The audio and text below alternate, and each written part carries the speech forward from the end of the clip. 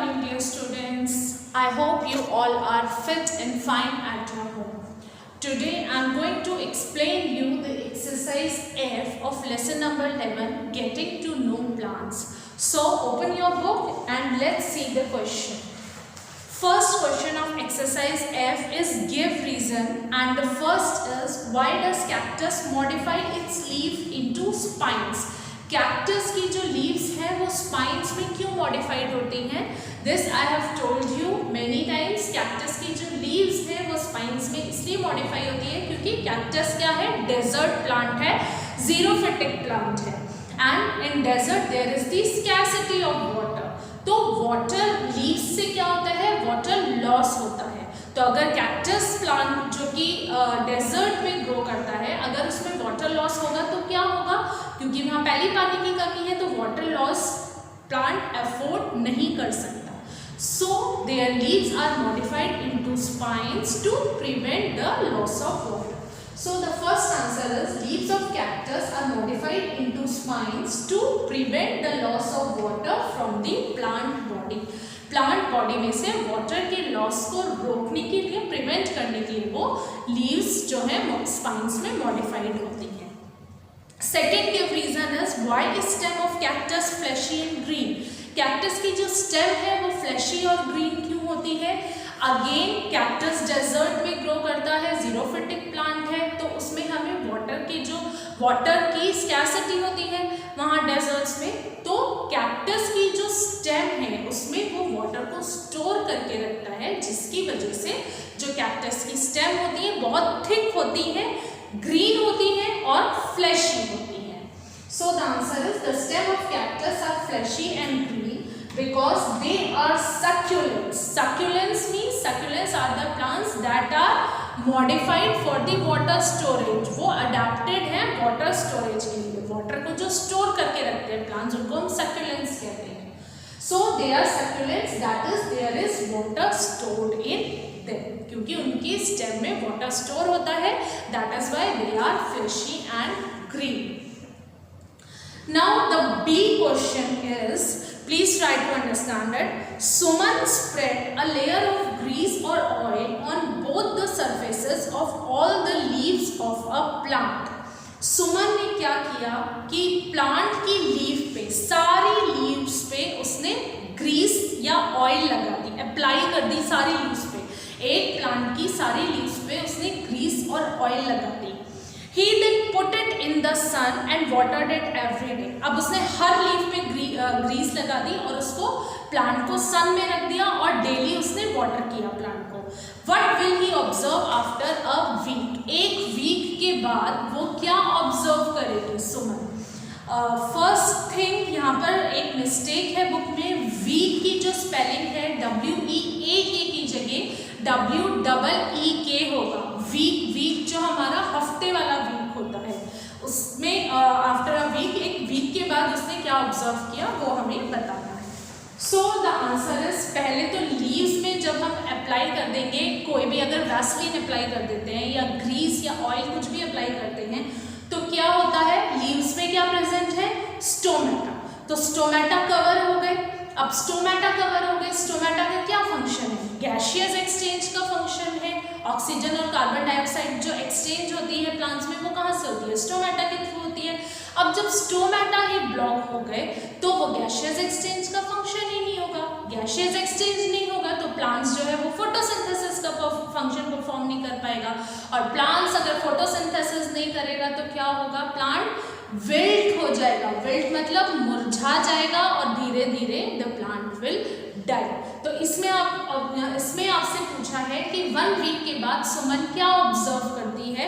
हालांकि वो डेली उसको सन में भी रखा हुआ है, उसने प्लांट को वाटर भी कर रही है, but still after a week वो ये देखेगी कि प्लांट जो है वो विल्ट हो गया क्योंकि स्टोमेटा उसके ब्लॉक हो गए थे due to the application of grease. और स्टोमेटा ब्लॉक होने से प्लांट्स फोटोसिंथेसिस का फंक्शन नहीं कर पाया और प्लांट्स को प्रॉपर फूड नहीं मिला. सो the answer is after a week. See, I have also written the wrong spelling from the book. Correct the spelling of week here. It is WEEK week. Okay. So after a week Suman observe that a plant has wilted, plant जो है वो मुरझा गया है, एक हफ्ते के बाद उसने ऑब्जर्व किया, because the application of grease और oil has blocked the stomata, क्योंकि एप्लीकेशन ऑफ ग्रीस से, ग्रीस अप्लाई करने से क्या हुआ, स्टोमेटा ब्लॉक हो गए।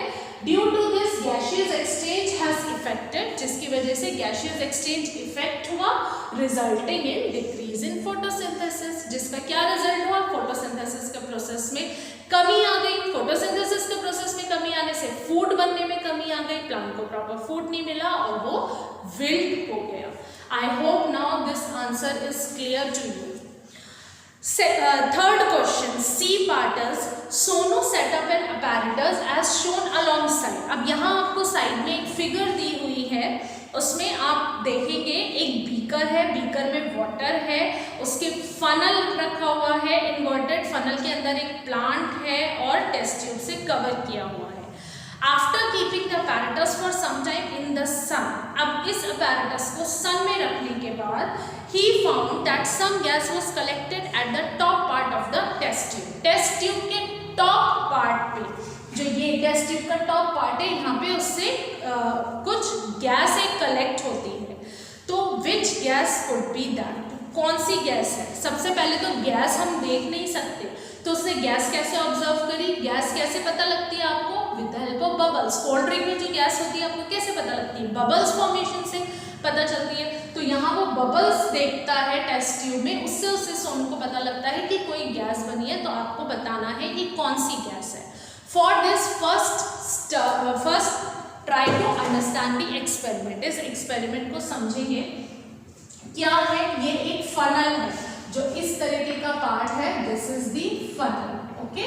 इसमें हमने प्लांट रखा है, प्लांट वाटर प्लांट है क्योंकि वाटर में है, ये एक्वेटिक प्लांट है, ठीक है। अब ये हमारा बीकर है, सबसे पहले हमने क्या किया है, एक बीकर लिया है, बीकर में हमने प्लांट रखा है और उस प्लांट को हमने फनल से इन्वर्ट करके फनल रखा है, उसको कवर कर दिया है। अब जो यहाँ आपका ये फनल का जो स्टेम है, उसको हमने टेस्ट ट्यूब से कवर कर दिया है। टेस्ट ट्यूब भी इन्वर्ट करके हमने जो फनल की जो ट्यूब थी, स्टेम थी, उस पर हमने उल्टा टेस्ट ट्यूब को रख दिया है। अब ये apparatus को ले जाके सोनू ने सन में रख दिया।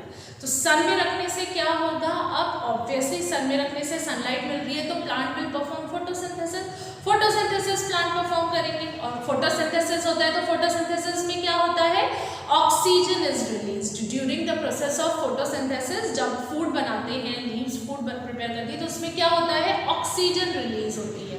तो जो यहाँ पर गैस, जो बबल्स फॉर्म हुए हैं, जो उसको बबल्स दिखाई दे, वो किस गैस के होंगे, ऑक्सीजन गैस के होंगे। जिससे क्या प्रूव होता है, ऑक्सीजन गैस के क्यों होंगे, क्योंकि प्लांट्स जो है वो रिस्पायर करते हैं, जो वाटर में जो डिजॉल्व्ड ऑक्सीजन है वो लेते हैं ना, तो उससे वो बबल्स फॉर्म होते हैं। See the gas collected at the top part of the test tube is oxygen. जो टॉप पार्ट पे जो गैस यहाँ पे कलेक्ट हुई है, जो बबल्स फॉर्म हुए हैं, वो ऑक्सीजन के हैं। Proving that oxygen is produced by green plants during photosynthesis. जिससे क्या प्रूव हुआ कि ग्रीन प्लांट्स जो है वो जब उसको सनलाइट में रखा जाता है तो वो फोटोसिंथेसिस का प्रोसेस करते हैं, और फोटोसिंथेसिस में क्या होता है, आपकी ऑक्सीजन रिलीज होती है। So the gas that is observed in the form of gas bubble is that of the oxygen. So I hope the answers of this exercise are clear to you. Experimental based questions थे ये, experiment के through हमने इसके answer समझे हैं। So I hope the video is clear. So this is all for today. आपको ये neatly copy में करनी है exercise, and this diagram you have to draw. Diagram please ज़रूर draw करेंगे, okay? So this is all for today. Thank you and have a very good day.